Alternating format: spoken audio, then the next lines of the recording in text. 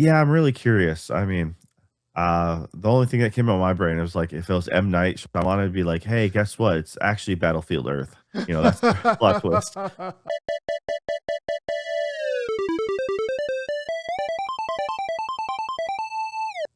Hello and welcome to another Dead Pixel, where a podcast about video games, anime, entertainment, life, a little bit of everything in between. I'm your host, as always, Joe. With me, the gentleman who decides to polymarket his NFL draft picks. Nick, how you doing, Nick? Yeah. So allegedly, I'm not gonna sue you for that little slip of the tongue this time, but next time, I will. So that's definitely not true. But if it were true, then I probably would have lost a ton of money off off of doing those traffics. I don't even know what Polymarket actually said about certain things. I did say um, I did have a little wager going that what's his name, Fernando Mendoza, the star quarterback for Indiana University that won the national championship. I did place a very small wager many months ago that he would be number one in the draft, and that got a little risky there for a while, but I ended up winning that bet. So yeah, in a way, what you're talking about was not completely inaccurate. Allegedly. Uh, Allegedly, allegedly, okay. yeah. So other than that, let's go right into it. What have you been playing, Nick? Okay. I've been playing a little game called Retro Rewind, movie store or video store simulator. So this game is a video store simulator set beginning in 1990. And funnily enough, the price of the game, I guess at full price, is $90.90. I was looking back through Steam after I bought the game and knew that fact. And then I was looking at the price and I was like, why did they make it $19.90? I was like, oh, because it starts in 1990. So basically, the tippy top prime heyday of video stores would be pretty much right about that time, I would say, with plenty of time to have history play out. You've got at least a decade before movie stores really start to get shaky. But yeah, so it's a simulator. You're in a strip mall, and you have a little video store that you are getting started. Um, and I only put about 5 hours into this game before um, I started to get a little bit uh, like that, like it was running out of runway for me. And I think generally it's a 15-ish hour game to beat. I forget how long to beat says, but it's about that length more or less. And so I was kind of disappointed that I really felt like I needed to bounce off of it after about 5 hours. You start out and you are, it's first person and you're just running around this store that you apparently just bought. It's probably a little bit more of a chill game than the management sort of sims that I'm used to. So I was playing it pretty frenetically, and um, and honestly, by hour four, I was like, well, I don't really have that much to do. I'm kind of just standing around, and the game's not really punishing me for making mistakes or anything like that. So that sort of led to me not really caring all that much about it. But basically, you have the video store. You can buy videos off of the internet. There is actually an adult section that you can have. Funnily enough, there's a guy that comes around, and so there's the front door to the video store, obviously, but then there's all the employee section in the back, and then there's a back door to the video store. And there's a weird shady guy who knocks on the back door, I think one of their first nights, and he says, I'll be out here in the back alley every Tuesday and Thursday night after 9. And you can come and buy videos from me, and so he's selling like bootleg versions, and I think they're like all adult uh, movies. So, because I don't think I can actually, I can't remember. Maybe I can actually buy adult ones off the internet. But anyway, so that's how they handle that, and so um, you get movies, you get kind of just a smattering, and every movie has a weird but also kind of simplified, sometimes even boring cover, and they have similar titles sometimes as well. But they all come with a rating, or most of them come with a rating where it's like it's new or it's old, or it's like a good critical score or it's a bad critical score, or sometimes it's just like a movie and it kind of doesn't really fit in anywhere. And so I was like, okay, so they're marking movies like that, and then as you play, customers will come in, and most customers will just rent a movie or just pick out a movie and come up to rent it. But there's some customers who'll come over to the side and say, "Hey," and so you go talk to them, and they're like, "I'm looking for a movie that's old but has a good critical review and is a sci-fi." And so you'll go, "Okay," and so then you go over to where it is, and to where the movies are, and if you have one, hopefully you can grab it and go give it back to them, and then the game gives you like more points and stuff for doing that, like more experience points. So then, as you gain experience points, you can get more stuff, and so you can get like posters, you can afford, and then you can level up and get unlocks where you can buy different tiers of things like that. Um, and so it makes you wait till like about level 6, I think, to be able to have an employee. Maybe it was like level 4, but it kind of takes. So this is sort of where the game gets a little bit meh, and I'm like, I am literally just. I'm literally spinning my wheels. Like I'm doing like everything right. I'm getting all the customer stuff, pretty much all the customer stuff answered, getting a lot of experience points, and I'm going really fast, and I'm still just kind of waiting for the game to let me do like more unlocks. I think if this game had aimed for more like the 10-hour mark, or because I'm pretty sure it is like supposed to be 15 hours, but I think if it had aimed for a little bit lower hour mark to be finished, I think it might feel a little bit better, a little bit more snappy, because I got an employee and I played a couple extra levels after that, and the employee does like just enough to where I don't have to like rush around. Um, but there's still like several more. There's still like several more days worth of gameplay, like in the game, that I'll have to go through before I can afford to knock down a wall and expand out the video store, and then there's like more levels where I can get another employee, and I'm kind of like, I'm ready to move this along, and I feel like I'm just having to wait for the game to give me enough experience points.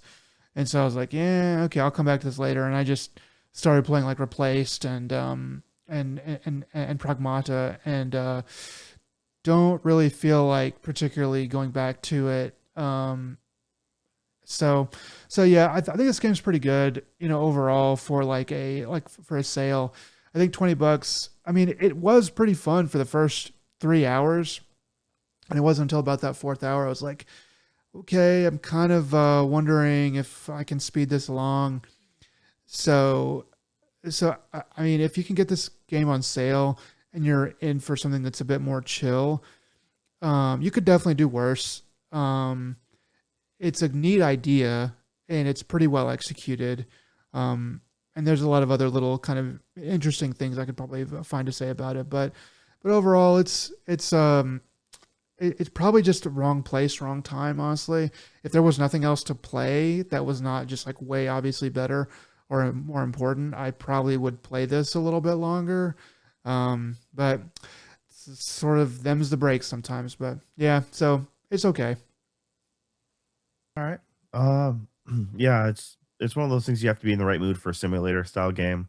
Uh, do they give you the option to go ahead and you know rewind the VHSs with the little, tape deck or the little Yeah, doc. that's like a crucial part of the gameplay is like people will return videos overnight, and then you've got to stand at that station and rewind them, and then sometimes they come back broken, and so you have to throw them away, and then if somebody breaks a tape and then they come back in, and then it flags their account and they come back in, and they're like, what? Well, I didn't. It wasn't broken whenever I got it. And in the game, to its credit, it actually gives you the opportunity to either charge them either a late fee if they're late, or a broken tape fee if they break a tape, or depending on their excuse, you can listen to their excuse and you can decide not to charge them. And so, I would charge people who are snotty. That's kind of just. I was like, well, I'm just gonna kind of make up a rule, and I was like, if you are snotty and you're like, that's stupid, blah blah, then I'm gonna charge you. But if you have any kind of like, oh my, like I got hit by a car that day, or like I didn't think that I broke it, I thought I really like I'm like a loyal customer. I'm like, okay, so like I'll waive the fee usually if somebody does that, but if they're like snotty, then I'm like, nope, you're paying the fee. And then sometimes people, you make them pay the fee, and they like throw the tapes that they were going to rent and all the stuff they were going to rent. They just throw it and they just leave and they don't pay, and they like, I guess, never come back or whatever. So that was like sort of weird the first time I saw that, but yeah, it's there's definitely like probably more to the game. I don't know. Maybe I kind of think about it. I think if maybe I do want to just chill out and play a game, I would like to expand out. There's a couple more things in the game I would like to do, but yeah. All right. Well, all right. For what I've been playing, I've mentioned a little bit here and there, but a buddy of mine and I, we try to pick a co-op game, play through it for a bit. And you and I played this a long time ago, but long time ago in the ye old year of 2025. Mhm. Uh, seems like a lifetime ago. So, but Absolum, the roguelite side scroller beat 'em up, and I finally beat it with a buddy of mine who is very bad at these games. Took us. Hey, they'll admit it themselves. Then they know who they are. So I'm not going to name drop them. But it took us like 22 hours for Okay. not to get complete ending, but not. I don't know. There's probably secret ending or something as well. There's the main storyline. It'll give you an ending, like you have your first goal, and then it'll after that it'll be like, okay, well now here's the real goal that you got to get to. Um, the game still continues to drop new secrets and new storylines, especially for switching out characters. My buddy decided to only stick with one person. They tried playing like one or two runs with someone else, and they're like, yeah, I it takes too much effort to learn a new character, so they're just gonna stick with the one person from start to finish. So that's the only character that I didn't beat the game with. Mm. But so I ended up playing and beating the game or doing complete runs with the others uh, to get the trophies and also to unlock their extra storylines, which we hadn't completed all of them yet by the time we hit final ending. And like I said, there's probably some other thing of like if you unlock everything, there might be more at the end. Who knows? But I think how long to beat has main story at 8.5 hours, which I think is actually pushing it. I'm like that's I don't think it'd be that quick unless if you were really good and you just happen to get lucky with your RNG because as your power ups come, a lot of it determines that too. Like sometimes we got some really good power ups and items, other times we just got complete trash. But as you play the game, you get currency to level up yourself and to make your skills better, helping you overall, which means you get to generally last longer. Um, and eventually got to the point where we were able to be fully upgraded, and then you can use that currency to like the crystal currency to buy items from the very beginning and then continue your run from the start. Uh, so it's actually that's how we ended up playing the last handful of rounds or runs. We ended up doing that with like, okay, we're gonna get some extra mana, we're gonna get some extra defense, a few things here and there, which then made the run really smooth. Even if we did happened to have really bad skill set, like in RMG, like when it came to things not synergizing quite right, or like I don't use that ability at all, but it beats the other options I got. So sometimes they were really bad. Uh, but having a good loadout beforehand really helped the run. So yeah, and they how long to beat has main and sides at 15.5 hours, and then completionist at 25 and a half. Okay. Yeah, I'm not sure how much more there is to it. I did, at one point, one of the routes, I found like an alternative route altogether just on my own, which I believe they're supposed to hint at for you. If you have if you pay for certain companions, they'll be like, yeah, I'll guide you through this, or I'll have something to show you. But the one I found on my own was just like, yeah, you want me to fight Cthulhu. That's what you want me to do. You're totally just trying to hit for that. And it was kinda neat. It was a kinda fun twist. Almost every run, there was at least 1 or 2 little nuggets here and there that might change up and be a little different. Some dialogue, a little interaction here and there. There's a boat ride from the first location to one of 2 other locations, Hmm. and that was never the same boat ride twice. There's certain things that are similar, but at the same time, we even got, like, random enemy encounters, so it was kind of a unique and fun ordeal. I actually wouldn't mind keep continuing to play this game to fully see what it is. It kept me engaged, and because there was so many different paths and so many different things, I really appreciate this game a lot, actually. But that because we actually saw like what we consider the ending, without having to maybe collect everything that there might possibly be. Hmm. We saw the ending and we're like, and I just knew my buddy was going to be completely lost, and I'm like, don't worry, I'm also confused. And they're like, oh, thank God, okay, because it kind of didn't. They made a little sense, but it didn't make a lot of sense, and we're like, Uh, I think I got the gist of it. There's probably an info dump somewhere that I might have missed. Like, but as far as real narrative, I'm like, no, just read the wiki page. That's how. there's probably a really good YouTube video that explains the end, I imagine. Absolutely. Yeah, I mean, but also, like I said, we hadn't completed all the side stories to get the full picture. Okay. And so if we had completed every side story, but some like one of the side stories, like from what we quickly Googled, like you need to get into a locked room. Well, how do we get the key? The key apparently was an item that kind of comes up for sale randomly. Hmm. We had not seen this key through 22 hours of play. And so we're like, it's supposed to be something you can potentially buy, and then you'll have it available to you. I'm like, yeah, all right, if you say so. Okay. Maybe there's something you need to do for it to appear. But what we read, we're like, oh, it's just supposed to be kind of a random RNG thing. Like, all right, well, I guess we're never fitting that person's storyline. That's fine. But then other things like, oh, you have to go to the end of the game with this person, unlock the story bit. They're like, okay, cool. And then they're like, all right, now the next run, their story bit continues, but very early on. We're like, okay, the next time you play early on, you unlock that part. Then they're like, all right, in order to get to the next part, you're gonna have to beat the game again and continue. I'm like, all right, this is asking a lot for Mm, the continuation. I'm like, it's fine that you can't do it all in one sitting, and it's drip feeding you more and more, which is like, hey, keeps you interested, and it is a solid game, but at the same time, it's just like 22 hours. I think it didn't overstay its welcome, at least not for me and my buddy. So we're good. Uh, but at the same time, I'm like, I don't have the desire to fully continue, to like 100% it, as it were. So I'm like, yeah, no, this is just good enough. Highly recommend it to a lot of people. If you like side scroller beat 'em ups, if you like a roguelite genre, this is, I believe it's on Steam right now for like uh, under $19. You can get it on.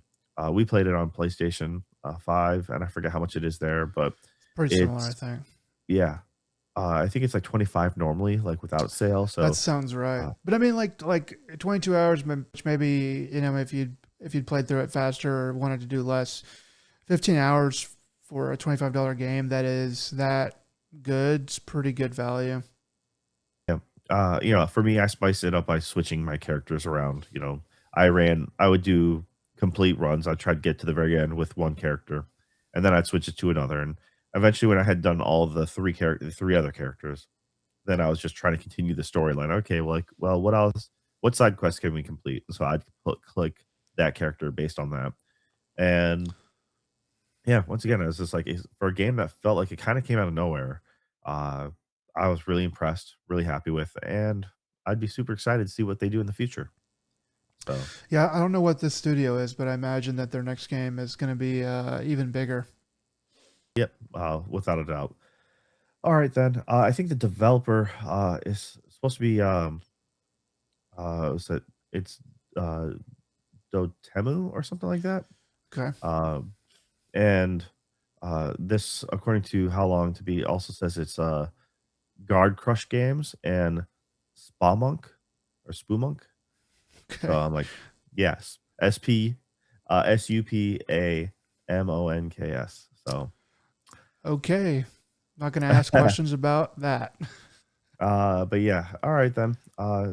Once again, it's a fun game. Totally think that people should give it a shot.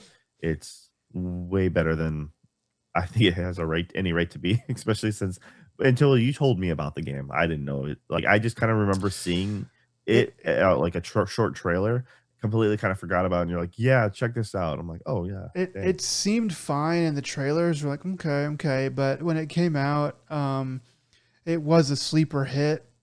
Like I was like, okay, this game, maybe it's whatever, but then I was reading and seeing that people were like, no, this game's like really, really good from all the people who jumped right in and played, 15, 20 hours straight away. They were like, no, this game is really, really good. And so I was like, okay. And decided to buy it or whatever. But yeah, a sleeper hit, didn't really expect it to be quite that good, I would say. All right. Uh, let's see. Now let's get to what we've been watching. So another little drip feed of anime for all the new stuff coming out. Mhm. Uh, One that I kind of noticed, but I didn't get around to right away. And then next thing I know, episode one was dubbed. So I gave it a shot. And that's called The Warrior Princess and the Barbarian King. Uh, this one is kind of a medieval fantasy setting. You just see a giant battle, the clashing of two forces running into each other. And the main character is this female general. And I'm like, at first I couldn't tell if her helmet was translucent or if they decided to just make it translucent for the audience to see her face because as she's talking. Like that's a unique style, or it seems like it's a really weird helmet with a visor. I couldn't quite focus, but later on they mentioned when she faces this barbarian king, he yells out saying it's a crystal helmet, and I'm like, oh, okay, that's a unique choice for, material. But yeah, it's anime, so why not? But what happens is she is a nobility. And she's doing I forget what campaign. This is like I wanted to say it was like in the 20s or something like that, but 22nd attempt to campaign to like the eastern lands or something. It's been going on for generations. Um, and they just trying to conquer this new land. The barbarians are apparently holding them back, but it's the goal is to get the fertile ground because they're more or less suffering through like a dust bowl equivalent back at Okay. their home castle. So food's being more scarce, and the common lives of the everyday citizen is pretty bad. Um, she's defeated in battle, and now she is a prisoner of war. Um, So like, all right, that all makes sense. Not a big deal. Apparently, she's really stupid though, because the entire time she's thinking she's about to get tortured. Uh, she even remembers what she says right before she's defeated, or instead when she's expecting to get killed, he's just like, the barbarian king's like, there has to be more like something equivalent of like, more enjoyable ways to use that body of yours, and then she's just still thinking about torture, and I'm like, you dumb, you really dumb. Uh, Maybe she and was then raised sheltered. yeah, pretty much. She's nobility. Right? In terms of plot twist is he wants to marry her because their way is like we're gonna conquer you and take you for our strong women for the wives. Um, and she's like, Uh, no. He's like, that's our custom and culture. He's like, you think I'm just gonna follow that? She's like, yeah. He's like, no. So that's kind of the gist of the episode one. It's pretty good. I like it so far. I wasn't sure what to expect because they had a they had some, okay action scenes, nothing too crazy great, but it kinda reminded me of, like, Clevitus, from, okay. a couple seasons ago.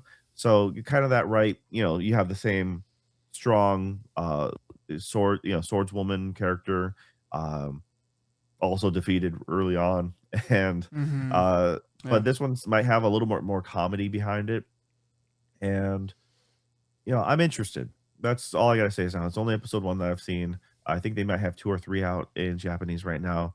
Um, Yeah, it's so been out since like the first main week, so it's at least 3, I would say, oh, it's episodes. 3 now? Yeah. Yeah, at least. Oh. Okay. I mean, But yeah, yeah. that's This really one it. was on my radar. I actually kind of wanted to watch it a couple times, but some other stuff has been jumping in the way. But now that it's dubbed, I'll probably just start watching it off of that because it does Yeah. look like, even from the cover and stuff, it looks like they're doing pretty good on. They're not. It's not like a cheaply made anime, I guess I would say. Yeah, I'm actually not sure who's doing this one right now, but, so far it has me interested. It's episode 1, like I said, it's pretty simple, but they have some pretty fun facial expressions, and, it has just a little zing of comedy in there.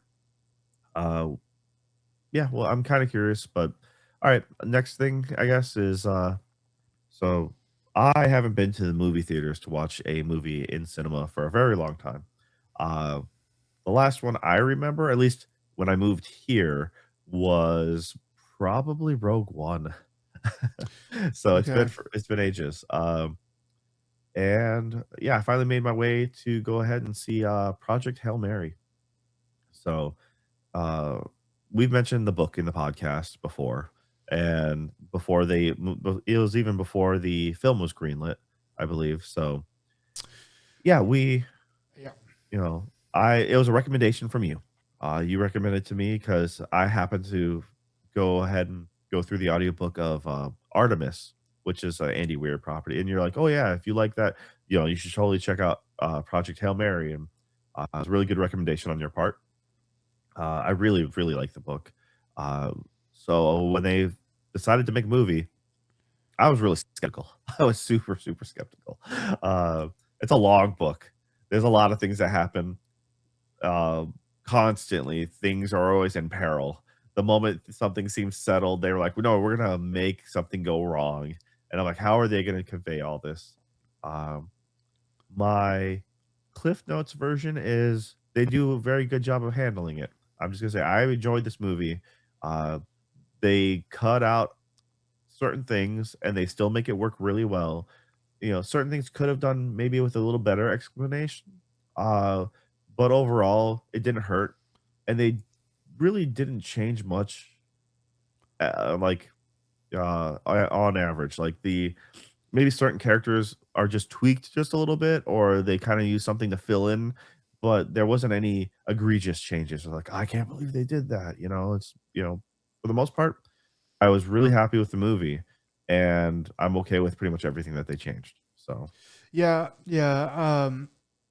For me, this movie, it does a good job of hitting the highlights and of adapting the story of the book into something that is digestible as a movie. It is still a fairly long movie. I think it's like 2.5 hours long. yep. Um, and it needs every minute of that. And I think it could have actually, and I'm sure they were trying to keep it below even, any from going any higher, but I did feel like it could probably have used maybe like, it doesn't sound like much, but like 5 more minutes, maybe even just 3 or 4 more minutes sometimes, because a minute of screen time of film time is incredibly long. People don't really realize that, but a few seconds here, a few seconds there, a little bit more throwaway lines or things expanded out. That was kind of my only thing to be realistic about a criticism. Um, I think this movie's had been in the works for quite a while, but it was like a movie that Ryan Gosling wanted to make. I think he was actually a producer on this, besides being the lead. He was trying to get this made. And so we heard his name was attached to it, and just that it was, somewhere out there. So when we finally saw a trailer and it was like a full fledged, it's coming out in March trailer, um, I was just totally blown away. Um, so, so yeah, I think that it adapts the book pretty well. It's considerably, to me, it was considerably lighter hearted than the book. The book has quite a bit more peril to it, and it's not like it's particularly sad or anything like that, but the weight of the problems is felt a lot more in the book or the audiobook than the movie really has time to really convey. There's a lot more lighthearted, like, oh no, my toothpaste is flying through the low gravity, kind of antics that like happen in the movie. And it's like, okay, this movie has got to be for a much broader audience of people who don't read or don't want to read dense science fiction, with all kinds of like mathematical problems and weird concepts. That this has got to be something that's like straight to the point. So that being said, I mean, I feel like that it does pretty well. I liked Rocky a lot in this. I felt like I feel like he had a really great personality in the book, but something about being able to see him and kind of the voice they decided to attach for him was very good. And then some of the stuff that they did with like that scene in particular where they're trying to pick his voice, and they go over Meryl Streep and as his voice, and then Ryan Gosling says, "Man, she can really do anything," and like little things like that are pretty funny. I would say that the like if you're trying to decide between reading the book and watching the movie first, I would say that it is like the way that I would tell you to go is the way that I went, which is to read the book or listen to the audiobook. Which because the audiobook is stellar. I mean, sorry, no pun intended. The audiobook is fantastic. Um, and the book itself, the full-fledged, 20 plus hours of that audiobook story, um, really goes into the problems and how they're solved, and there's just a lot more there's a lot more fleshing out, and it makes the story feel a lot more real and properly paced. Um, and then watching the movie after that is sort of like a kind of like a victory lap highlight reel. I would say, and I think the movie probably leaves a little bit happier taste in your mouth, rather than the book, which is a little bit more bittersweet. I'll just say, but yeah, overall, it's very good, and I thought that they did a really good job with Rocky's ship as well. That was a bit hard for me to parse in my imagination, and so when they showed it, I was like, okay, yeah, this thing is quite the thing to behold. Yeah. So for me, all right. Gonna try to keep this as spoiler free as possible. But now that we're gonna get into some meat and potatoes, it's so right out the gate, waking up from cold sleep. The book takes its time. Yeah, Uh, he's immobile. He can't speak, and it's like they kind of go in, and it's actually a comical thing because he's trying to. It's a lot of internal monologue because obviously he can't speak out loud. um, they kind of hit on those notes, and that's the thing is they stay on certain things just long enough, or they'll bring up a catchphrase just maybe once or something like that, or they'll bring up an instance, and we're like, okay, they did the thing, got, or they brought up the point, got it, next, because yeah, there's so much in there. Um, and a couple of my issues are uh, a cascading effect. Like you can't bring up one without doing this and that and the other thing. So obviously you had to sweep them all to the side, which is fine. I understand why you did it. I still kind of wish you like would address certain things a little bit more. So they don't yeah, because the movie's pressed for time, he kind of wakes up and he struggles just a little bit but then is instantly kind of on the move. Um, Ryan Gosling is talking, but then every now and then he just like blabbers, and then he tries to start talking again.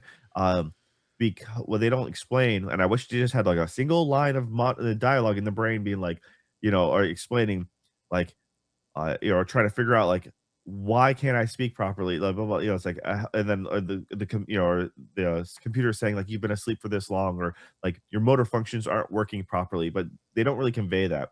So we know it because we went through the book.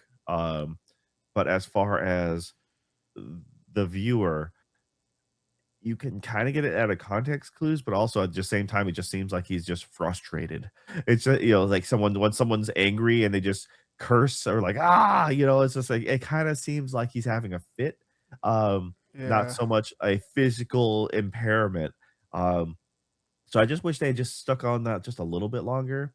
Um, It's like yeah, it's like you've when he kind of I don't remember how much they say like, look, you've been in a coma, a scientifically induced coma for years, so that's why you're having all these problems with like coming back online as like a human being. That and I don't remember like there's a lot of things that happen in the movie where if you've read the book it makes perfect sense because you kind of know, but yeah, you're right, like if you start to explain very much you have to, it becomes a domino effect of having to explain like all this other stuff.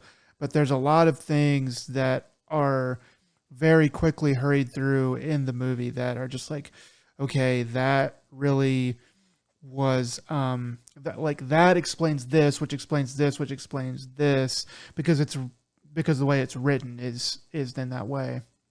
yeah, and that's the thing is it's because we're pressed for time. We also can't. They also have a harder time showing the passage of time Right. throughout the story because so you don't realize how much time is taking to get everything started in his flashbacks, Right. but also they don't really. It's hard for them to emphasize the dread of how much time they have left versus how much time they've gone through space and how much the latter portion happens. And so by the time you get to the very end, the very last scene, a lot of time has passed, like of quite a sum. But you can't tell by the look of Ryan Gosling. He looks like a week has passed, um, Yeah. and so it's really. I mean, they do try to kind of say it out loud, like the computer says in the beginning, "You've been in a coma for this long. That is it." So you can kind of put it together. Okay, he's obviously been stuck there, but he is quickly moving up, and they don't show like any time of like a clock or the idea of him passing out like a time lapse of any kind as he's trying to regain motor functions. So Yeah. it's like, I understand. There's certain things you have to adapt, and that's one of the things I'm like, "Okay, I'm okay with."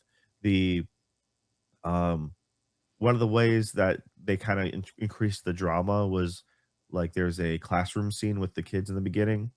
I wish they kept the original because the original was more lighthearted, where essentially, the news of the impending dilemmas coming and the kids aren't really understanding it.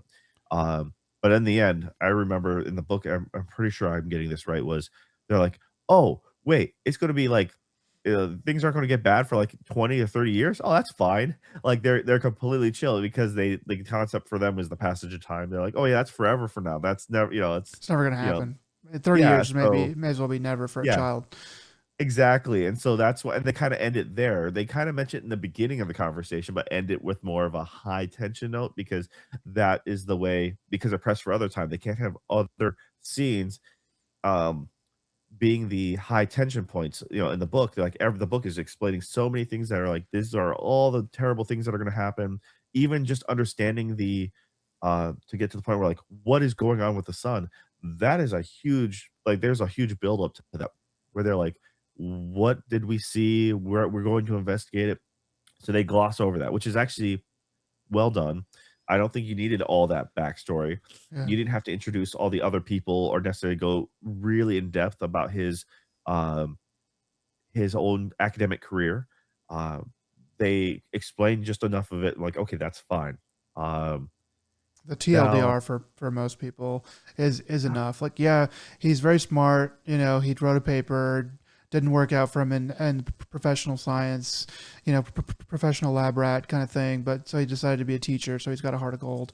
Okay, okay. Like we've seen all that like 5,000 times. So there you go. Now this is why he's able to do that. I don't know how much they actually say about him having the correct or needing the correct genetic stuff. They don't mention that at all. Yeah. not for coma, not for induced coma. Yeah. They gloss over all that coma stuff, which is fine because Yeah. that's just one extra layer of stuff.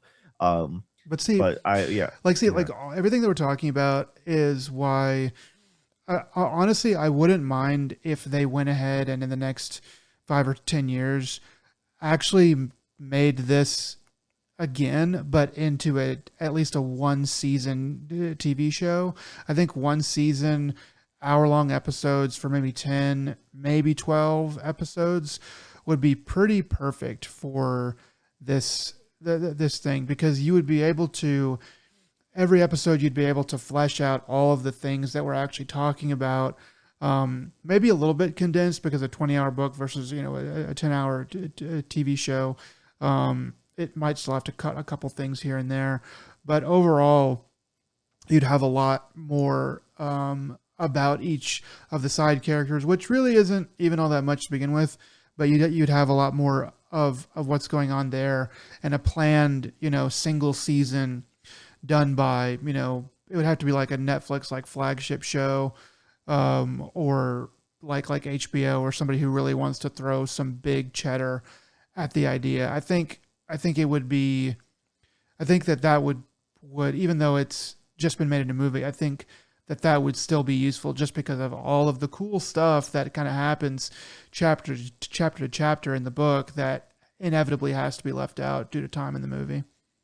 yeah. I mean, like one of the things is they glaze over the idea of the probes themselves, which Yeah, are very you'll only important. find out as he's launching them that they're called Beatles because of the name. You have the Beatles name um, Yeah. attached to them as they're launching them, but they don't really explain much of that. So the concept of sending back information and stuff like that, um, the laptop he has. There's the fact that the laptop contains all of humanity's information, full stop. The entirety of the internet, every patent, like everything is on these terabytes of hard drive. And it's just like to the point where, because this is where it opens the can of worms. Um, Ava Strat, the main boss who's helming the whole project, she is after the like in the book, slight spoiler, faces court hearings about the things she had to do to save humanity. And it reminds me of the ending of Ender's Game, where I can't remember the colonel, Yeah. but the one who's in charge of Ender, because when everything's done and humanity is saved, they're like, yeah, we're gonna now you now have to face a court hearing because you've done all these terrible things to these kids and you've broken all these normal courtesy laws, but like in the with the concept of the ends justify the means. Like I did what was necessary to make it happen, but was it really necessary? And that's when the dilemma is. And so the idea is like I didn't ask for permission to copy all this data and take all these ideas and technology, because that technology obviously is what helps instantly helps translate Rocky's language really quick to adapt to, 'cause whatever program/programs he's using is working wonders. Um, so yeah, it's just like, but she's like, no, no, I just took it because you don't have a say in it. This is mine now. And so Yeah. stuff like that. And that's actually one of the things that she has to face is the literal kidnapping of, the main character. So it's kind of neat how, that whole trial that I wish they implied that at the end, because it was never big in the book either, but it's just touched upon. Instead, it is a very different vibe you get from the end of the movie for her story arc, because they show a scene that doesn't even exist in the book, and therefore it's a very different ending to their scenario. Hmm. Um, they don't really explain. They show it drawn on the map of how long it takes for um Ryan Gosling, Grace's character to make it Ryland Grace, from yeah. from Tau Ceti to Earth and Tau Ceti to Arid, Rocky's homeland. So and they kind of but they don't really explain because they're not talking about the pods or the beetles and how long communication or light travels. They don't really voice that, so you don't understand the distance and how long it's going to take for Riley and Grace to if you were to go back home kind of deal and all this other stuff. Which they get really into the weeds of with all the math and science behind it, which is what makes kind of Andy Weir's stuff really good. It And it's adds a fairly good concrete with element science too. to it. Yeah, it does. It's a matter of fact. It's not. It goes from like that's with a lot of science fiction. It's like, well, is it probable or is it just fantasy? And it's just like, but all of it's very probable because he uses a lot of good math and like a lot of good science behind it. It's not just, and that was one of the things I think there was a interview with him or something like that talking about The Martian, and one of the things he like I believe he was quoted for saying was, "I was trying to make The Martian as if Neil deGrasse Tyson was over my shoulder," and he goes, and so when Neil deGrasse Tyson first got a viewing or got to read the book or something like that, and he saw him in person, he's like, "Okay, just forgive me for the beginning part because without the storm that like the story can't happen." Yeah, So because the dust storm in the beginning of The Martian is physically impossible to happen on Mars, right. because there's no atmosphere. So that's all malarkey, Hooey, but the but rest of it is pretty good. And so that's the other, so the fact that he knows this stuff, and even in Artemis, which is a very different book, um, which I like because it's just like a heist, it's like a crime heist thing, but it's on the moon. mhm. And they reiterate a lot of things like the moon's gravity or the distance between Earth to moon, and uh, people traveling and how they would travel slash adapt to the gravity because uh, the the space shuttle, would essentially have its own um, s- um, cylinder to spin for, so you'd have the fake gravity, so you can ramp it up on the way to Earth and ramp down to get to used to the moon's gravity. Instead of just disembarking and having that straight up change of G. So it's kind of funny. It's just like, yeah, he goes really into Andy Weir is really good about going into the weeds and that stuff. Um, the and unfortunately, certain things like some of the main threats have to be glossed over really quickly or just not mentioned at all. So it's harder to explain when like because there's always something happening, one after another, never letting up, and that's what makes it really suspenseful reading. Mhm. Also, but at the same time, it's just like, yeah, well, so and so's asleep. All right, in the movie, so let's and this problem happened, but I fixed it already. You're like, all right, I see what you did. You talked about it, but you didn't actually quite explain it. And then you're like, oh no, this other thing happened because of the thing I did before that I glossed over. So now I can't really gloss over. I can't really tell you how I fixed it, but it's fixed now. Don't worry about it. And it's just like, okay, Yeah. I get it. I still don't appreciate. Yeah, okay. You got It's to do what just you that, got I to mean, that's do. just what it's so hard about. That's what's so difficult about adapting a a book from a book into a movie, especially one that is quite that, where it has so many pieces that fit together. It's kind of amazing they're able to do it at all. I don't know, did Andy Weir have a hand in helping to edit the screenplay? Because I imagine that he would have like a well, I can help you guys cut this part or that part just to get it to a movie ready state. But Well, he's credited as a writer on it, yeah. but I don't know how much that actually means, because it's probably just based on the novel, and it's I mean, it could be uh anywhere from like we adapted it. consulting, He has to be a writer because he wrote the original book that this is yeah. whole based off of. So we have to give him writing credit. But it might also be like, hey, this is what we have.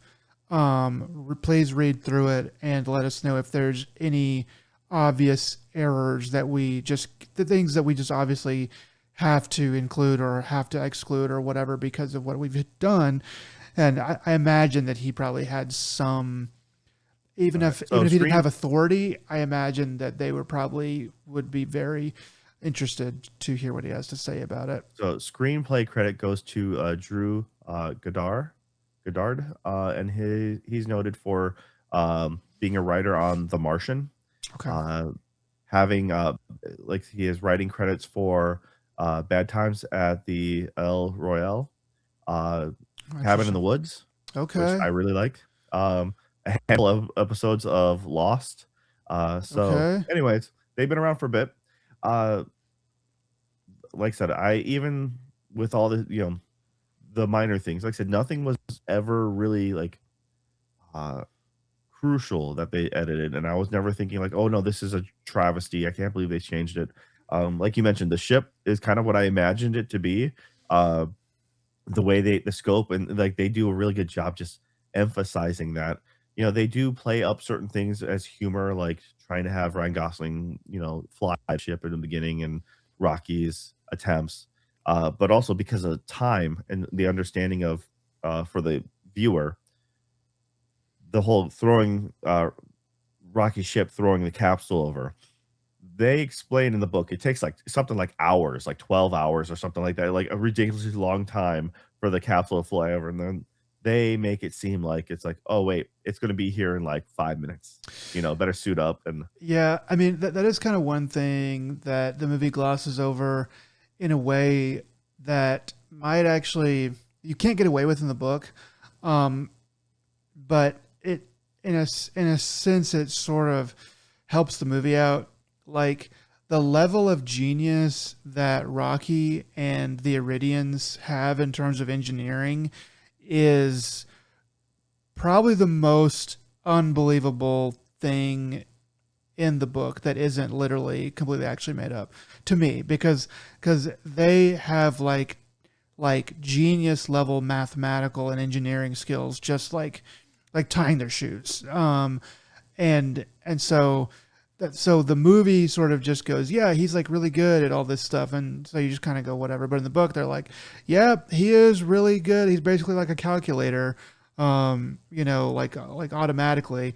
They do give him some drawbacks compared to humans, like not being able to see light, more or less. Um, so so there's some trade offs, but yeah, there's some things in the movie that they gloss over that actually probably ended they up being better. they did do a wonderful job of making Rocky a very great character in the movie Yeah. without making him seem like a pet, because that was a very fine line, because trying to Hmm. make him quirky sidekick, because he's an alien and doesn't understand things. You run into the problem with any sci-fi movie where like the concept of the culture or mannerisms don't connect and there's a clash. So you have like I don't know, a Worf character or like a Dedic character from Star Trek. You're like, okay, well, or a Spock. We're like, I just don't understand emotions or I don't understand these terms, these concepts, and you come out like being robotic. But if you make him too quirky, then it just becomes like a very like a comic relief character, which Rocky is not supposed to be, and they didn't make him that way, which I was very happy with. Um, I wish because of, once again, press for time, and they don't really explain the expanse of time on how they're spending like uh he Ryan Gosling's character's spending days awake. Like Hmm. he multiple times he's like, yeah, I haven't slept in like almost 72 hours, and then they're hitting a wall trying to solve the problem. And then therefore they said it once where Rocky was like, some the equivalent of his one of his things like you need sleep, human, dum dum, you need to go sleep essentially. Yeah. And he does it once, and I was like, that's it. And I'm like, it really felt forced because there wasn't enough time for them to breathe. And it's like, Yeah. and next thing, I'm like, but it Well, was like checkbox. He said the thing. yeah, So there's a lot of check boxing, but yeah, and the stuff about like Rocky wanting to watch him sleep and how creepy that was was pretty funny because that's pretty well conveyed in the movie and the book. Is like they just yeah, have a different cultural thing with that, and then then humans are the opposite, but with food we like to eat together but sleep alone. Well, they like to sleep together but eat alone because of how weird it is. And there's a whole nother bit to the if you read about the eating portion that they completely left out, rightfully so, from the movie. But that's for you to find out if you ever go through the book. But Yeah. once again, Rocky was like really well done, and I think in my brain, you know, he was a little bit bigger. Yeah. But it makes sense for the ship size and everything like that. Okay, that's true. And yeah, I think that was just overall it was like, yeah, they convey him a little bit better in the book, but they did a really good job in the movie, and I was just really happy with that's done. I think the um as an adaptation, especially someone who absolutely hated the way Harry Potter was brought from books to like I did the mistake of after watching the first handful of movies, I then started reading the books, and then Mm. by the latter, like, by movie 4 or 5, like, by movie 4, I'm pretty sure, I was already book caught up with, and then so then after that, it's just everything just went downhill. I started getting more and more angry with the films, and generally, I'll tell people, watch the movie first and then read the book if you're really still interested. Though in this case, having done it having good book then movie, I am not disappointed really with the movie. It fills in more gaps, so when you're seeing the things happen, you're like, "Oh, yeah," but you already know it better, Mhm. and I was able to thoroughly enjoy both without that, because even though they cut things, you could understand a lot of it, and it's just like there's reason it was very reasonable. Uh, so I don't think you're wrong doing it either way. No, Uh, yeah. so yeah, Well, that's kind of probably the last thing I'll say just on that point is I was talking to somebody at work who has not read the books and who went and saw the movie.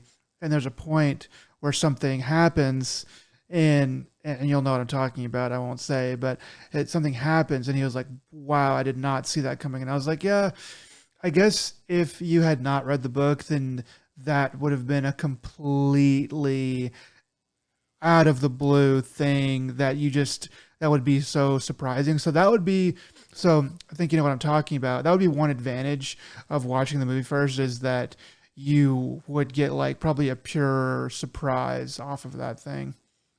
see, and that's the thing is the book, that's what the trailer was really annoying, the first trailer they had because they're like, "Okay, cool. The sun is dying and blah blah blah. We got to figure this out." Okay, great. And then Andy was really good about layering his issues, almost crazily so. But I think it really works well for today's modern audience of short attention Attention spans. spans, yeah. Yeah, it's the equivalent of Michael Bay explosion, or like every 5 minutes, or not even 5 minutes, but it's just like something like that. And it's just like, okay, um, and then you're like, okay, in the trailer, you're like, all right, well now you're showing the Earth, but then you're like, oh, now you're showing space. Okay, yep, that makes sense. You kind of got to show that. I guess that's cool. And then they're like, and ship. I'm like, and entity. You're like, what? Stop, Yeah, just stop. stop.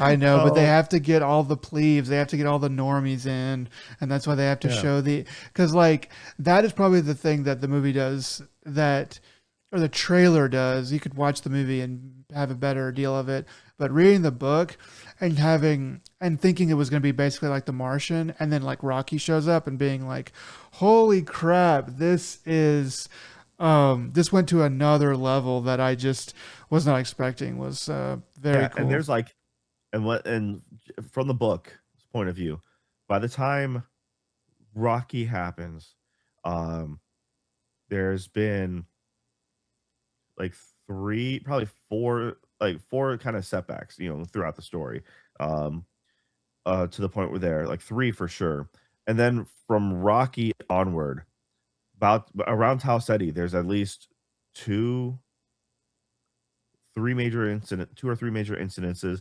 Leaving Tau Ceti, there's, another, 1 or 2 for sure. So then it's just but each time it kinda catches you off guard, and you're like, "Okay, well, now how is he gonna figure this out?" And, there's a lot of, mathing and science behind it. I think despite all the kind of quasi complaints I've had about this, Mm. I think the way they explained and presented, him, uh, breeding the phage, what is it? Well, it's It Astrophagy and then the astrophage. okay. Yeah. so how he bred the astrophage, like, and they just used the military council in the background as as a way to abridge everything, and also him and his bodyguard or security guard, like how they kind of just use that to make things faster. I'm like, okay, that was a really well done way to truncate a lot of that. Like, that's Yeah. fine. And the Shorthand. other part that completely something new that wasn't originally part of the book, or at least I don't remember ever being part of the book. So was the TV dome, like the TV room with all the monitors where they Okay. got to he got to pretend he's in the woods and he's showing Rocky the ocean and all Right. that stuff. Yeah. That That was. is entirely original to the movie, but I think it was really well done, and it added a nice little bit of charm, bonding, understanding, because there's things that Rocky just doesn't understand from our culture, from our planet, or all that stuff, and it was really neat to show. So I think that was a fun original idea. Mhm. So yeah, that's just kind of uh but man, yeah, it's like one of the it's like one of the things is like they got they mention it in the most weird offhanded way of like the astronauts who are planning on going in the mission. We get to choose the way we die. Like she just brings it up in the casual, like I Yeah. just met you and I get to choose. Yeah, you're pressed for time. I understand, but you're bringing it really freaking weird. It's just like it's like meeting someone for the first time and being like, you know, by the way, like I weigh this much, I weigh this much, or I can eat this many hot dogs in one sitting. You're like, what? Why are you It's like, telling me this now? why is the AT&T lady telling me how she gets to choose how she dies? Like, that was yeah, in the book, that's all very well laid out and explained, and it makes perfect sense, and actually becomes extremely important to the story in what they decide to do. At what things that happen at the end. Those The things thing is, become, yeah. because they changed the ending of the movie, therefore they can skip that part of the because they skip one entire person's thing, and I'm like, and I was like, because I thought about it, I'm like, oh yeah, they didn't mention that. I'm like, man, because that's the way to go. And then I'm like, oh wait, they didn't mention that because that ties into the other thing from the book that they just Yeah. completely just glossed over Yeah. in the movie. I'm like, that makes sense because you explain one, then you snowball into the other. Um, Yeah, I mean, either so way, whichever way you decide to go with it, it's worth it to do the one and then do the other, whether that's book first or movie first. also probably one of the best popcorn tins I've seen at a movie theater. I looked at it and it's just like it's the replica of his astronaut helmet, and Okay. it's a really good looking helmet. I'm like looking at this, I'm like, man, I'm pretty sure this is equal to, if not like this is on par with the Master Chief helmet from like Halo 3 Collector's Edition, stuff like that. It's like this is the kind of quirkiness. I'm like, but I'm betting it's like $30. And I eventually get to go to the popcorn line and see, I'm like, yeah, it's $30. Forget that. At least, Uh yeah, that sounds about no, right. I was like, $30? No. If it was $20, that's a maybe. Like a 15, 15, like no brainer. Yeah. Like 15, 10. I'm like, hands down. Like, give me $15, my popcorn and a collector's thing. Absolutely. But 30, yeah, fluff off. Nah, too much, too much. Yeah. So, but I did think like man, I don't know. They're hurting for money, so the popcorn tins are really popular. I mean, it's cool, like until you've had it for 5 years and you're like, why in the world do I still have this like cheap plastic popcorn tin from a movie Cleaning it that, is a nightmare, and trying to yeah. trying to find a storage spot for it if it's not a centerpiece. I mean, once again, it's a cool looking If it thing. is a Uh, centerpiece, then you have a whole another set of problems with your life. But that's another oh yeah, podcast. yeah, right. I mean, they should just do what the Japanese do when it comes to movies, and then have a kind of like the baseball equivalent, or like the booklet you get for the game, or like the opera shows you get. Like you can get those booklets with them, or you should get just different merch, pens, like t-shirts, anything like that. You should just sell it at the theater per movie, Yeah, just like the Japanese do. And therefore they can still make money of all the other side stuff, but they don't have to necessarily sell these, you know, forgettable plastic junk that's gonna wind up in a landfill anyways. that's gonna Uh yellow. It's gonna turn yellow in about 6 months. Yeah. Yeah, totally. Also, I've come to realize after like if your movie's going to be like 2.5 hours long, or like you should just be allowed to make a 3 hour plus movie, but you should after two Well, hours you should make a mandatory like intermission. intermission. You know, yeah, bring back Well, 2 hours, like 10 minutes, 10-minute intermission, man. I mean, intermissions that hurt sales because people are like, wait, there's an intermission. And people are like, I don't want to be in a movie theater for that long. But I mean, like, I think the Bollywood method of where you're basically making two movies, you're making movie and sometimes three in a way where it's a 4 hour movie. The first half is a comedy, and the second half is maybe not necessarily a tragedy, but like a serious movie. Like, dang it, I can't think of the name of it right now, but a lot of them are like that, and it's like if you're in India and you are don't have a lot of money, you only get to go to the movies every great once in a while. It's gotta be like a gigantic. It's gonna be like your whole afternoon, where you're traveling to the theater, you're maybe getting some food or whatever, and you're in a seat for a collective 4 hours. You're really getting your money's worth.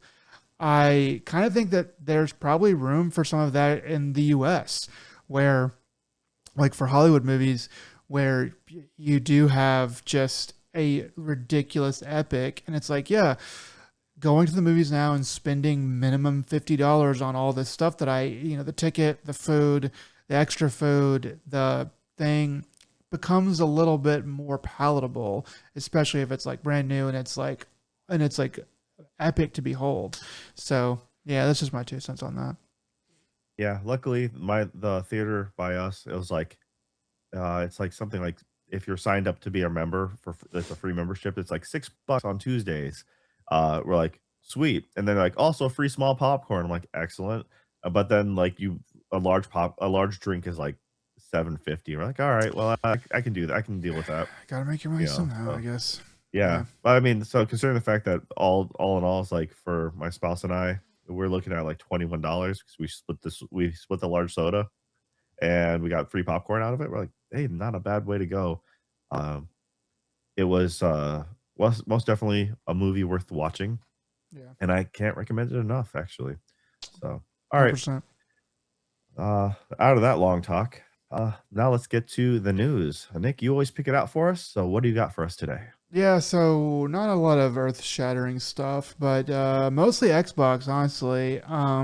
So basically, Asha Sharma, the new head of Xbox, had an all-hands meeting that happened on Thursday, 4/23 or April 23rd, and basically went over a bunch of different things, and then some of this other stuff. So there's some of this stuff I'm going to mention that I think is going on around the same time, but maybe not on that day. But basically, one of the things she said is that they're going back to calling the gaming division Xbox. That's what they're calling it, just Xbox. Whereas before it was, the weird like corporate synergy speak, and it was called Microsoft Gaming. So they're going back to just calling it Xbox.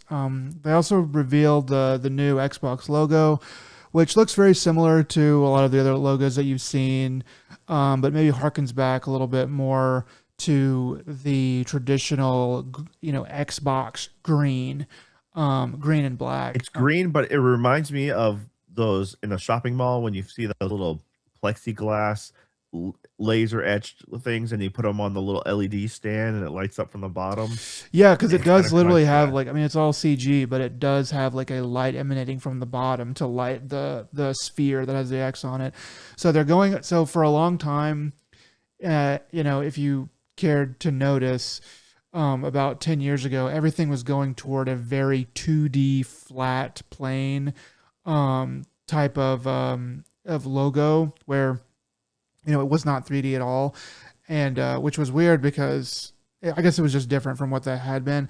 Well, now things are going back to being a lot more 3D on the logos and stuff. So you can go take a look at that. It looks like an Xbox logo. Looks cool, I guess. But also, Asha Sharma mentioned that they are reevaluating exclusivity. So back in October, I actually missed this, but back in October, it was mentioned that Halo, starting with the remake of Combat Evolved, that it was going to be on PlayStation. And so the article that I was reading, this Kotaku article that I was reading that was talking about this, was sort of guessing or suggesting that this move to having Halo on PlayStation or like not doing much exclusivity, that might actually not be the case anymore. Which personally, I think that if I was in charge of Xbox, I would not do I would do a lot of exclusivity. I think that's your bread and butter. I think that that's what gets people to come to your platform and stay on your platform. I don't think there's any benefit. I think Sony's, right when they were like, look, there's no benefit to us sharing sales with Steam.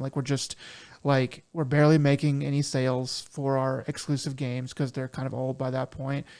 And we're also giving, Steam whatever percentage that they extract from each sale. So it doesn't really make sense for us to do that. And I think Xbox is probably going to come to that same conclusion. So anyway, that's what they decided to do. It seems like that might be where they're going to go with it. Yeah, because well, with the whole remake for Halo, Combat Evolved on PlayStation, we talked about it was during one of the previous like I guess I showcases. forgot. Yeah, no, it's the big deal was it was showing the tech under Unreal 5. So that was like so it looked very, same but different. It Okay. would look pretty great actually. So it was one of those things that like, yeah, that's fine. I mean, Bring it to PlayStation. I didn't hate Halo Infinite. I thought that was like really, great looking game, and just didn't have a ton of time to play it. So I mean, a remake of Combat Evolved would probably get me enough if I'm able to play it, or if I have an Xbox by that time, or want to do Game Pass or whatever. The nostalgia bait of that is probably going to be enough to get me to play it. Um, But next up, so I don't think we ever really covered the Xbox Game Pass pricing change. So basically, they took Call of Duty out of Xbox Game Pass, and they made Ultimate. They made Ultimate the Ultimate tier go from $30 down to $23. It's like $29.99 to $22.99, but basically 30 to 23. And then the PC Game Pass is went from 16.49 to 13.99. So not really much of a change there, but I think Call of Duty was only available on the Ultimate as it was. At least that's my head canon right now. So So what happened was we talked about this was prior. It was the Asha Sharma mentioned that Game Pass was too expensive, and then right, there was the next follow up update was rumored that they will remove Call of Duty and then lower the prices, which we were like, well, that's fine because generally at the price it was going at, the Ultimate 2 months of Ultimate you can pretty much buy a new Call of Duty. So yeah. it wasn't worth it for the average gamer. So to drop it, it's still not as good as it used to be, but 23 is still far better than 30. That's for sure. And it's a very strange, compared with everything else, and the prices for everything else is going. It's very different than that. Actually going down, even if it's removing value or whatever. I think it's probably a wise move. They needed to come back down to earth a little bit. Um, yeah, and then as I said before, I I just hope that these are her ideas. She hasn't been in for very long, and I suspect that they are not actually her ideas. I suspect that these are wins that Xbox has known that they should do, things that they know they should do, that they know would be wins, and Phil probably mentioned a year ago at least that he was going to be leaving or whatever. Um, and they were like, okay, let's save all these wins and let's save them for the new, CEO, the new head of Xbox, whoever that may be. And it just happens to be Asha here now. So I mean, I'm not saying they're not her ideas. I'm just saying it's the timing of it. She's only been in there for 5 minutes. Usually, you need at least 6 months, if not a year, before you start seeing things and making these decisions on your own. But that's just me speaking from my very limited experience in life. Well, since she comes from the AI background, my joke to you before we recorded was this is her AI program who came up with the ideas of how do we win fans over, and the AI just spitting this information out. Well, I'm It's figuring, Claude. hey, It's definitely her Copilot's not good enough to have these ideas. It's probably Claude that she's using. I mean, bring back Cortana. But yeah. So, anyways, Um, as far as this goes, I'm like, yeah, it could, even if it is her idea, like, we're floundering. How do we, what do we do? And then they're like, here's my ideas. And they're like, run with it. Just give her as much rope as she needs, and we'll see if it either we'll see if she hangs herself or if she succeeds. I mean, Um, and you bring up a good point about the AI though, because it's like if AI can read the internet and and you give AI permission to see all of your finances and how everything's going, then it can say, okay, based on what we can do that won't kill us and what everybody is saying on the internet like once, we can find that middle ground and we can make, we can do things that are prosumer but also still very palatable for us. So I mean, I would be, I would not be surprised if they are doing some kind of thing like that. And if we start to see that over the next couple of years, we could probably guess that they are using some sort of AI to read the internet and set and for AI to finally tell them like, look, you have to listen. These people are not crazy. They are literally trying to save your company. They just don't want to be like raked over the coals here. yeah, for sure. All right. Well, good luck to Xbox. Good luck to Xbox. Yeah, I mean, I really do want to buy an Xbox. I really hope that Asha and the team can make me want to go out and get one. So, next things up. Some of these other things are not quite as big of a deal, but some strange stories nevertheless. The Yakuza series creator, uh, his new so for his new studio, he deleted the YouTube channel and then put it back up pretty quickly, and this was all amid fears that the parent company NetEase was preparing to pull funding. Um, there's like no clarity on if this has anything to do with anything or if there's any meaning to any of this. But it was a small YouTube channel, a couple hundred subscribers, but what the article I was reading on Kotaku was saying it was sending fans into a tailspin of fear or whatever. I forget how they worded it, but I was like, I don't really know if anybody even really noticed this until after it was already back up. But yeah, just a very strange thing to delete the YouTube channel and then bring it right back. So there you go. All right. Next up, probably should have saved that one for the end, or maybe not on this podcast at all. Anyway, next up, the Battlefield, the game. Well, they're going to make a movie out of it. At least it's in talks to be made, starring Michael B. Jordan, and director that's been attached to it is a guy named Christopher McQuarrie. I guess I'm saying his last name right. Sorry if I'm not. But basically, he did the Usual Suspects screenplay, so he must have been pretty young when he did that, unless he's extremely old now. But he's also done the last four Mission Impossible movies. So with those two things in mind, and Michael B. Jordan, you can kind of see sort of what they're going for here.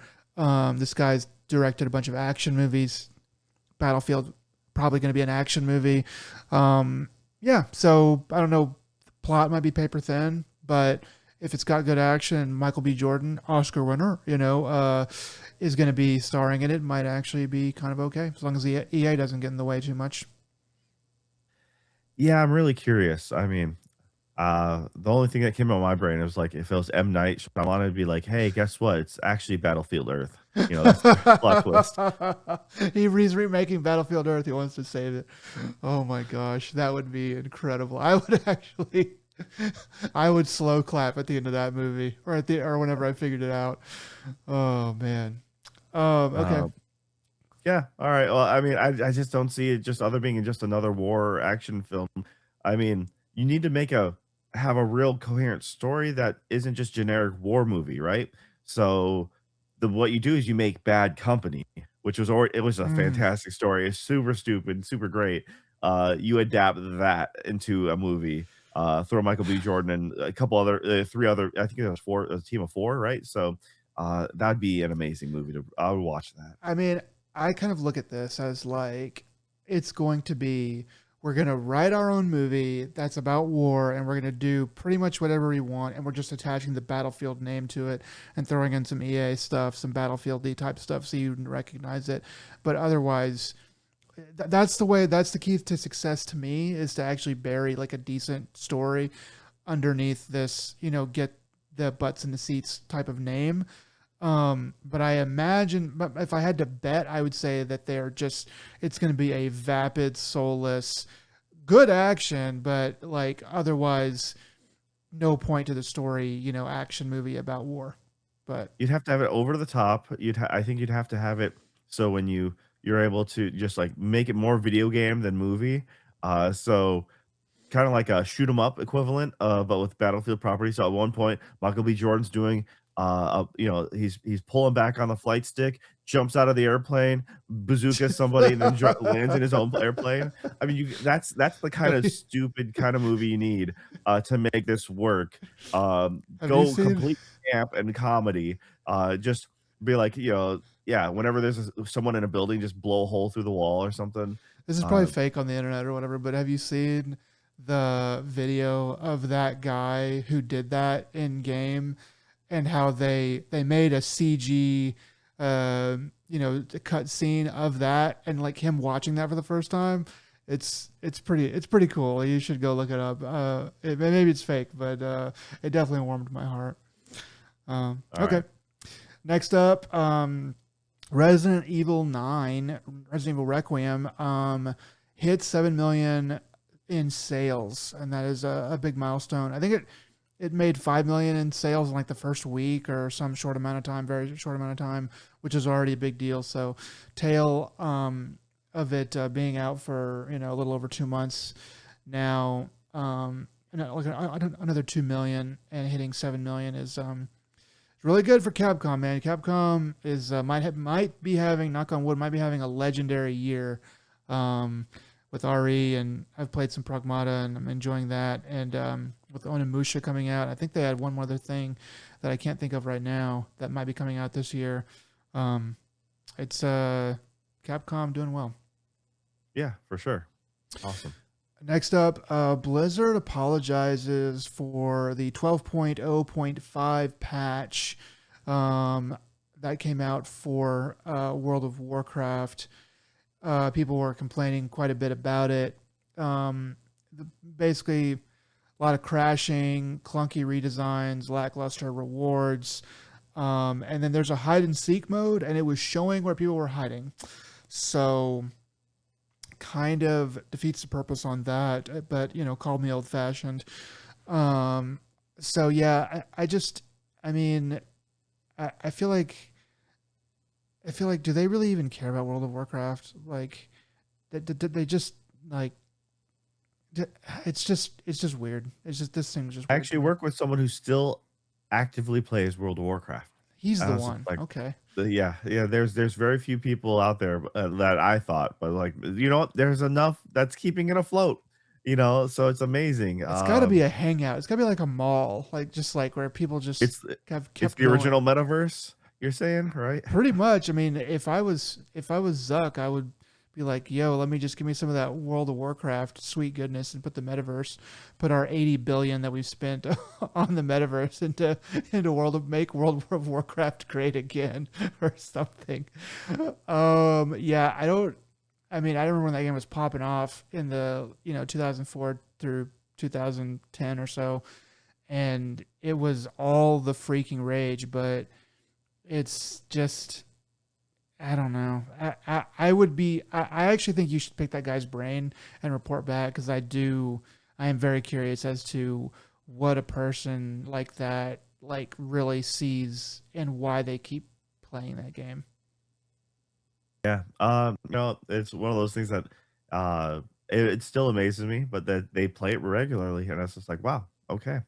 Now I'm Comfort kinda food, I curious guess. about yeah, their crew or the clan or whatever. I'm like, "Yeah, I'm not sure about any of the other people that they play with," but I'm like, "Hey, if it's your regular haunt and it's like" maybe for some people, it's like going to the pub on Friday night, they go to the same usual, like, the cheers motto, be like, "Hey, everyone knows your name," and that's just, your normal spot. I'm like, it's not a there are worse things to do with your time, if you're just there to hang out and have, just have an easy go, I guess. Um, but all right. What else you got, man? All right, Godzilla Minus Zero got announced last November. I don't know if we talked about it on this podcast, but it got announced. And then Toho is saying here recently that they might do more spin-offs if Godzilla stuff continues to be successful. So I don't know how. I think they're talking about more things that are maybe not quite on the scale of a full-fledged, once every 3 years movie. Um, so I thought that might be good news for you if they start to do a little bit more stuff, maybe TV shows or whatever. Yeah, there was a lot of uh possibly fake movie posters, and so one of which was like showing I think it was supposed to be like a cloudy like skyline, but instead of like Godzilla's tail wrapped around like the Empire State Building or something like that. I'd be down. And it's like because there was like someone posted that with like um, I know it's probably fake, but can someone prove to me this is real?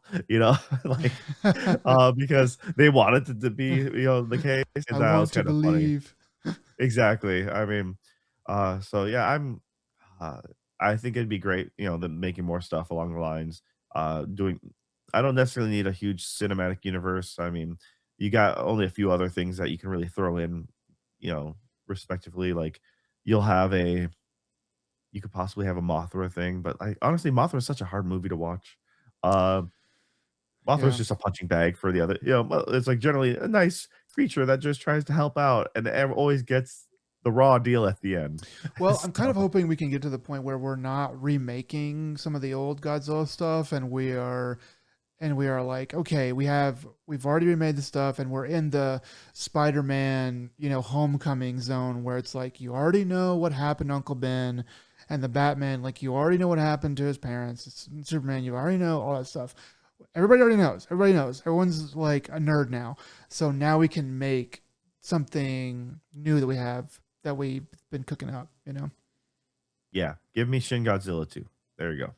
Okay. Uh, All right, next up, the trailer for Clayface just dropped. So if you're not in the know, Clayface is a maybe not the most famous, but probably in the top half of Batman villains. And they don't really have any talking per se in the trailer. It's pretty short and sweet, but it looks pretty all right. I was definitely interested in the vibe. There's no Batman shown in the trailer, and this seems to be about like the rise and coming of Clayface, but basically, like Clayface is like every other villain in Batman, experimented on himself or whatever, and turns himself into basically like this mud monster or shape shifting kind of mud monster, who's also insane. And so it's planned for release October 23rd, 2026, and it is kind of depicted like a body horror type of movie. So I'm kind of hoping slash predicting that this is going to be, Clayface is going to have his own movie and be interesting in its own right. And then it's going to lead into the new Batman movie where he's going to be either the main villain or a very substantial part of the movie. But we've already got like the backstory done, so we can kind of have a little bit better of a movie than something rushed. But DC definitely seems like, I forget the guy that's running everything now over there, but he's the guy that just did Superman. Dang, I can't think of his name. But he seems like, what is it? It's not Snyder. Anyway, he seems like he's running things in a better direction for DC. I've heard Supergirl is actually pretty good. I don't know if that's even out yet, but I've heard that that's actually pretty decent. Superman I found to be good. I know you weren't a fan of the Batman, but I think the next Batman might actually be. Um, but I liked it just fine. I think the next Batman might actually be more in line with what they're doing now. I don't know, but this Clayface makes me think it might be going in a better direction. So I'm not sure if James Gunn has anything to do with the Batman stuff, though. That's the thing. Okay. I know he's because Clayface and the Batman, they're going their own route Okay. that I felt. Um, they could bring it back, but I thought with the whole new Superman, um, because was it James Gunn did like Birds of Prey and Peacemaker or whatever. So like Okay. so those are the only things that like survived the him coming into power, and then everything else had gotten like all Yeah. the I don't know how powerful he is. I just remember, I could have sworn I remembered reading that they were basically giving him the keys to the kingdom. And so so likely it is likely that the Batman is like on its own track and he's like, okay, that's too far in for me to mess with. I'm going to do all this other stuff. And then once that fails or whatever, then I'll play with it. But also he's a bit more bright of a guy, like in terms of like he likes happy stuff. At least all the stuff I've seen him make is a bit more happy, and the Batman stuff is so it doesn't really seem to be quite in as much his wheelhouse, but that remains to be seen, I guess. yeah, because that's the thing is he's with the new Superman and then supposed to have like the Birds of Prey, like the latter, like that franchise under his belt. I was under the assumption, I could be completely wrong though, that the Batman was going to be like its own thing, and then he's going to have kind of like the Flash for the TV show and the Flash for the movie Okay. being two separate. So in this case, it's because with the Superman movie, um what's his face who's in the Batman, who plays Batman? Robert Pattinson. Uh, thank you. He's not in it, right? He's not shown as a Bruce at all or nothing like that. So, you know, uh, I think he is or in is the he? I th- Oh, was he? My so bad. Then I no, because I was surprised too when I saw that he's making the second one because I was like, wait, I thought he was out as the new or as the Batman or whatever. And then I saw him like that he was like almost through done filming or something like that. And I was like, huh, okay. But I think that he is still in. I don't know who they would get to replace him, or I don't know who, maybe Ryan Gosling. I actually yeah, think because Ryan Gosling would be pretty good as Batman. Um, uh, but anyway, yeah, I think they should get a. I still want to. What's his name? Who was the last Batman series for the Batman v Superman? Ben Affleck, Yeah, I actually really liked the concept of his Batman because his Batman was more like year he one, he got grizzled, shortchanged. angry, bulky. Yeah, he really did. Because that It, would have been really neat. I mean, he just his peak, like having done Argo and like all the other stuff that he's already done, and he was like, I can do anything. I'm gonna go be Batman. But like DC was just not ready to properly. I mean, like people are gonna look back at this in like 30 years and go, we had, and I can't think of his name because I'm trying to think of his name, but the guy that was playing Superman at the time, Henry Cavill. We had Henry Cavill and Ben Affleck as Superman and Batman, and they couldn't make it amazing. Like that's crazy. Literally in the same movie, and it's just, yeah. I mean, it's people are gonna be baffled by that in the future. All right. Well, anyways, the Clayface is a bold choice for just a standalone film. I mean, not particularly charismatic. I I feel like think I feel that like that's the equivalent of the Shield TV show before the next whatever Avengers movies they want. Like it's just like oh yeah. filler, you know. This definitely, I think you should definitely watch the trailer and then you'll get a better understanding of maybe what they're trying to go for. It doesn't because it's harder because it is a superhero villain to kind of think of it as a personal horror story. And so that's what I think they're doing is they're making this very personal, good horror story, and then they're going to feed that into the bigger, overall thing. But when you watch the trailer, you're like, okay, I mean, at least I was like, okay, I get what they are, the horror that they're trying to convey here, and you just have to watch it, I guess. Yeah, for sure. It's just one of those things that I think that if you're gonna do, you have so many other villains from Batman that make for a better standalone. Like the thing is, you kind of want them to be um a misunderstood villain. Maybe you have there's so many different routes you can go with so many other villains as from uh what was it Harvey Dent. Like we've seen his fall enough though, but that's the Yeah. thing is, or like the Riddler. Um, and Mr. Freeze, you can have them all be sympathetic villains, but then they can just be mad and then or go full villain when you need them for their own. Because it's harder to root for. That's the thing is you kind of want to root for your villain when you're watching a strictly villain movie. That's what kind of made the first Joker movie kind of weirdly good. Um, and then you can kind of see where they're coming from, how they wound up the way they are, and you either not maybe not sympathize, but slightly empathize with certain moments, and yeah. So I don't know, just Clayface. I mean, no, my only remembrance of Clayface is from the old animated one Yeah. where it's like It, he's a struggling actor, and he's putting on he's puts the weird chemical makeup on to help putty his face up, and then it and goes so horribly wrong. so what they're doing with this is they're going a little bit different route, but it does seem like he is like an actor or somebody who has like a face that is important to his career or whatever, and that doesn't the way that they're deciding to go with it. It does seem like it's first Joker esque where taking a normal person and they're taking the idea of the Joker but just not quite so bombastic, taking the idea of Clayface and making it like, okay, but what if we just didn't go full like mud monster kind of thing like right out the gate? What if we instead take that idea and just do a little bit like 10% more than reality, um and yeah, we'll see how it goes. Turn into an AI walking AI billboard.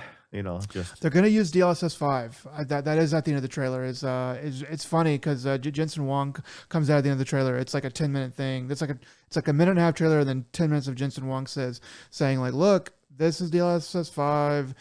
If you don't like it, you're wrong." And I'll be ready to answer any questions. There's like a Q&A. It's really weird, but yeah. all right. All right then. Now, what's the last big chunk of news you got for us? Last, all right. So the thing that you don't realize is that we're only 20% of the way through the news. We actually have like another hour left. All right. So Rapid fire. Let's go.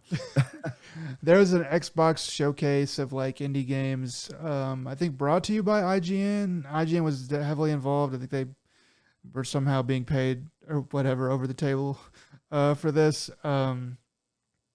Anyway, so a lot of these games are stuff we've already talked about before. We've seen in all of the other indie showcases that have come around. But there were a couple games that I did kind of think were that I hadn't seen before.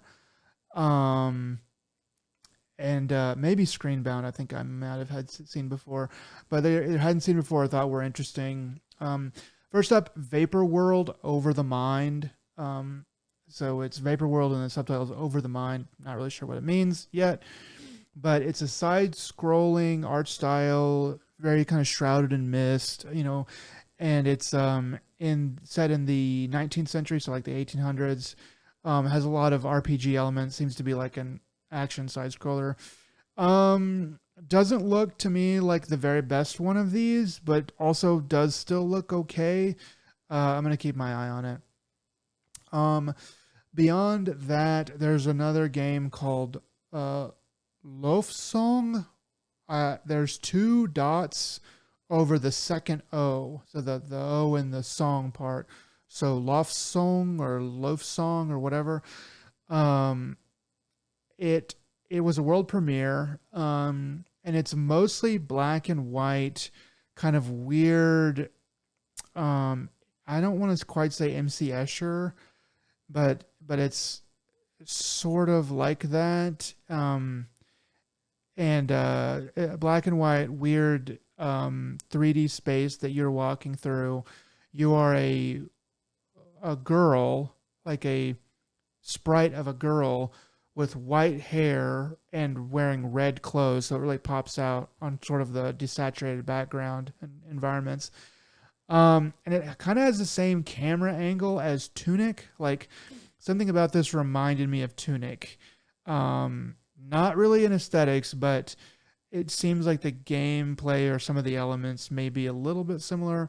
I don't know. Like when you say you might, being the Tunic expert that you are, you might be like, "You're a complete buffoon, Nick. You're an idiot," and I'll have to admit I'm wrong at that point. But anyway, that this game actually looks caught my interest. It looks interesting. It remains to see how to be seen how good it'll actually be.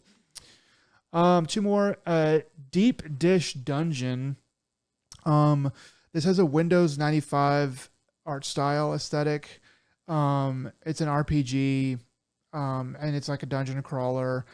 Uh, it kind of reminds me of Delicious in Dungeon, maybe an American version of it, and not nearly so interesting probably.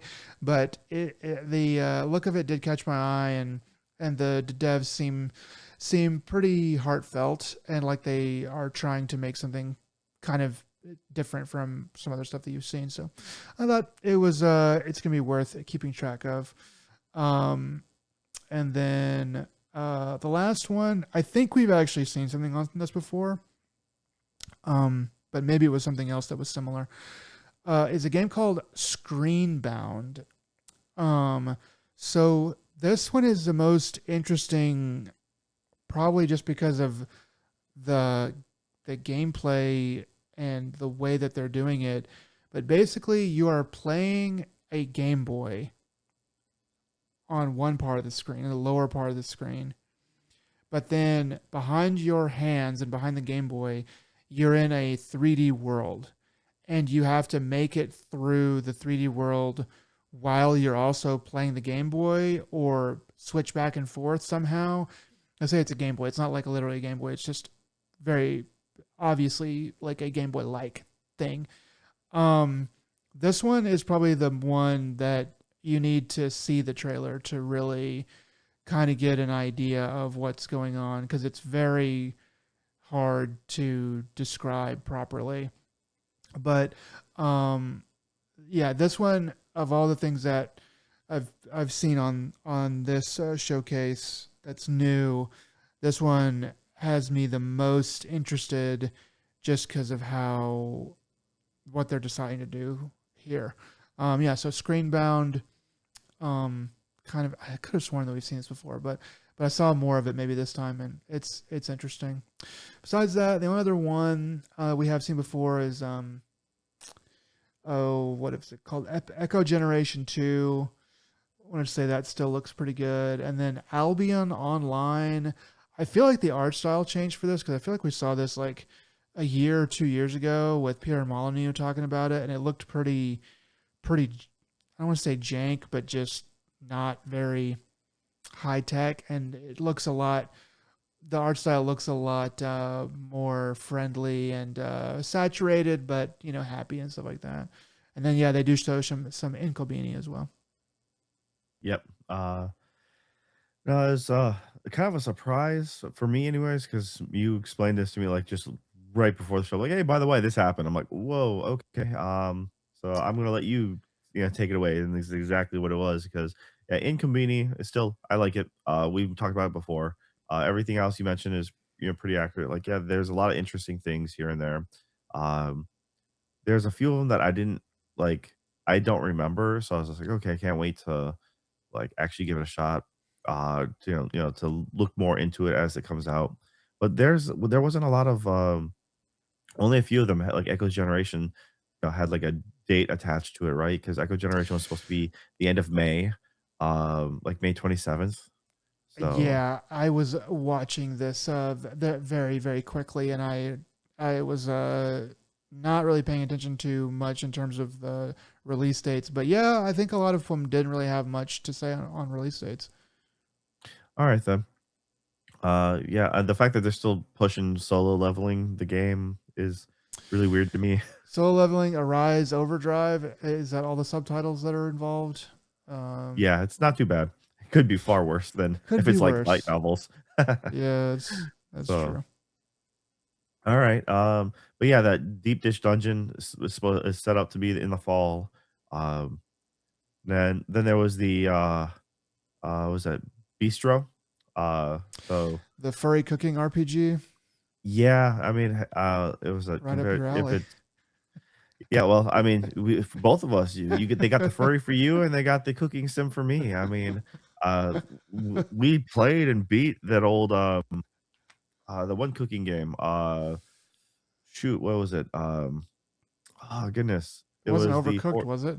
Yeah, we Did when we beat that? almost 10 years ago or something like that. We at your place. I'm pretty sure we beat it. We got really far at least. I remember we got Oh, really it hard was into it. glitched. I remember that. And we started getting mad at each other. And then we realized it was glitched. Yeah. We did Yeah, get I pretty far realized it was though. your fault. Yeah, it was your fault. No, Uh, it was glitched. I remember because we made it to it space. yeah, We made it to space. yeah. Um Um, that game. Overcooked was a lot of fun. And then there was I can't remember the name, but there was that there was a cooking RPG that came out a few years after that. That was stupid and fun, and it was quite clever. It was like light novel meets like cooking RPG. And then yeah, but Inconveni, I'm still really looking forward to this. It's the right kind of stupid. That one comes out April 30th, and Dang it. Yeah. Okay. uh, That's I the just like same day you as know. Saros. That's gonna be yeah. I'm gonna put that in the back of our burn. That'll probably be like a mid-May game when I'm done with Saros is to play in Combini because that's probably the Yeah, next game on here that I'm that going that's for. something you'll need that to chill out from all the high strung action that Saros is going to bring you. Uh, Yeah, yeah. all right. Well, that was a nice little showcase. I'm glad we got some decent stuff out of it. We got some new stuff. Yeah. And yeah, for sure. All right, guys. Well, if you made it this far, we appreciate it. Yeah, it's been another Dead Pixel episode 173. Nick, what are some words of wisdom you have for the people out there? Um, always make sure that you are grounded before you go to start working on your PC. Yeah, most definitely good advice there. And also just remember, you can do the static wristbands. There's no such thing as a wireless static wristband. That is all fiction. Yeah, yeah. You have to All right, be guys. grounded. They sell them. They sold them a lot. But all right, guys. Until next time, this is ADP. Y'all take it easy. Bye.